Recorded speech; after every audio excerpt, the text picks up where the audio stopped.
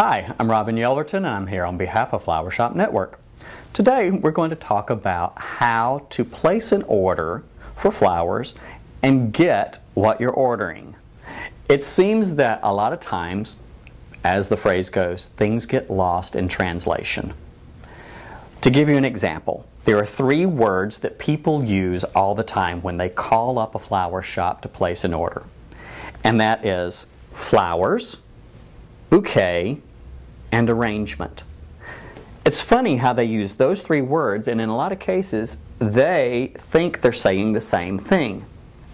These three words are not synonyms. They don't mean the same thing when you're talking to a florist. Flowers refers to the actual flower. If you're talking about tulips, that's a flower. The next thing, a bouquet. A lot of times people will use the word bouquet in exchange for arrangement, but to us as a professional floral designer, a bouquet is something you carry. So it could be like a wedding bouquet, or in some cases we refer to an arrangement of loose stems of flowers gathered together and presented as a wrapped bouquet that someone then takes out of the wrap and arranges that in there on the container. That's a bouquet in our lingo. The other word, of course, is arrangement or design. Now that implies that it is flowers arranged in a container and sold together with the container.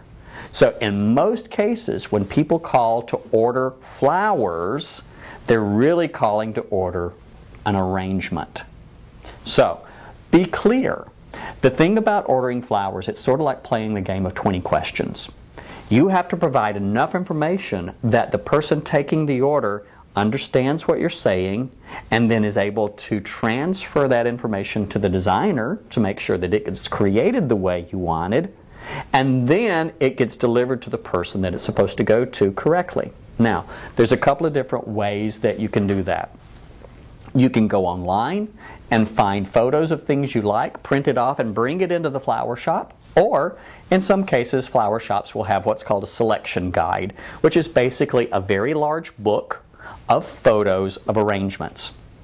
The thing to remember about a selection guide versus a catalog. Catalog is like Sears and Roebuck. You open it up, you pick out the item, and you get exactly what you saw in the catalog. A selection guide, however, is a sales tool. It helps us communicate. So when you're looking at that photo in the selection guide, just be aware that if this flower arrangement is being sent to someone out of state, that flower shop may or may not have exactly what's in that photo or what's in the cooler of the flower shop that you're at when placing the order. So just be aware that those photos in the selection guide are there to help you communicate an idea, a style, a color scheme, a look, a theme, all of these things, so that when the order is filled by the designer, you get something that resembles what you're trying to send. It's not going to be a photographic copy of the same arrangement you saw in the book. It's just not the right expectation, because no one flower shop anywhere in the world is going to have every flower there is available in the shop at one time on one specific day. So, some of the questions that you need to answer in order to be able to get an arrangement that is suitable for what your purpose is. First of all, what's the occasion? Is it a birthday? Is it a funeral? Is it a holiday? Or is it simply a gift, something to go to someone just to say, just to brighten your day? These are things that give us as designers clues in order to be able to create an arrangement that's appropriate. The next thing, how is that arrangement to be used? If it's going to a dinner party, is it a centerpiece? Something that's going to be seen from all sides all the way around? Or is it a gift that really can be placed on a side table and you're really not going to look at the back of it? It's only the front that's most important. These are the things that help us determine not only how the arrangement is made, but also affects the budget because an arrangement that is viewed on all sides has to have flowers on all sides. So therefore it's going to cost more than, say, a similar size arrangement that's one-sided where all the flowers are to the front and you're not really placing anything other than foliage to the back. So how will it be used? Next, color preferences.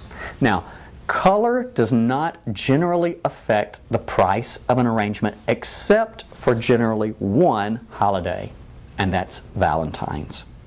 Valentine's is a holiday that is built around a particular color scheme, reds, pinks, and whites. If you order an arrangement in red, pink, and white at Valentine's, you will probably pay a little bit more for it than you would if you order a similar arrangement in other colors at the same time. However, any other time during the year, the color really is not going to affect the price. So, be very specific. Does the person who you are sending the flowers to like bright, primary colors like reds and blues and yellows? Or do they prefer pastel colors like peach and pink and buttercream? Use descriptive words in order to be able to communicate to the person you're placing the order with what you expect. If you just say, make a pretty arrangement in their mind may be something totally different than pretty arrangement in your mind.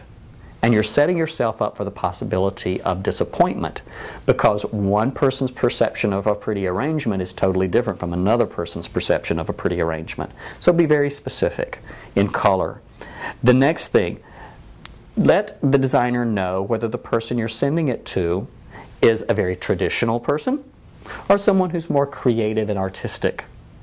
The design that we do for a traditional person is distinctly different from one who is very creative and artistic. Not that either one is a bad thing, it's just good to know so that when we create an arrangement, it fits the personality of the recipient. And finally, the budget. Be very specific, but also be very realistic. A budget for a bud vase, which is a single container with one or two stems, probably needs to be somewhere between $20 and $25. It depends sometimes on the types of flowers used and the container that is used. A centerpiece generally should start. Now the centerpiece once again is something that's viewed from all sides and is going to be appropriate for the use in the center of a table. Probably should start somewhere around $40 to $50 and go up from there because of the type of design that it is. And then depending upon the flowers that are going into it, that too will influence the budget. So have a budget in mind. Also, remember with any arrangement, you're also going to have to pay sales tax. And in the case of most wire-out arrange designs, you're going to have those delivered. So there will be an additional delivery fee. If you have a set amount that you want to spend and nothing more, when you place the order, say, I only want to spend a total of $60 or $70 so that they know to take out the additional costs before they fill the arrangement. Just remember, all those additional costs take away from the amount that's left over for an arrangement. So if a flower shop charges $10 for the delivery, which is not an unheard of price, in fact, that's probably about an average cost, and then you have a couple of dollars in there for tax.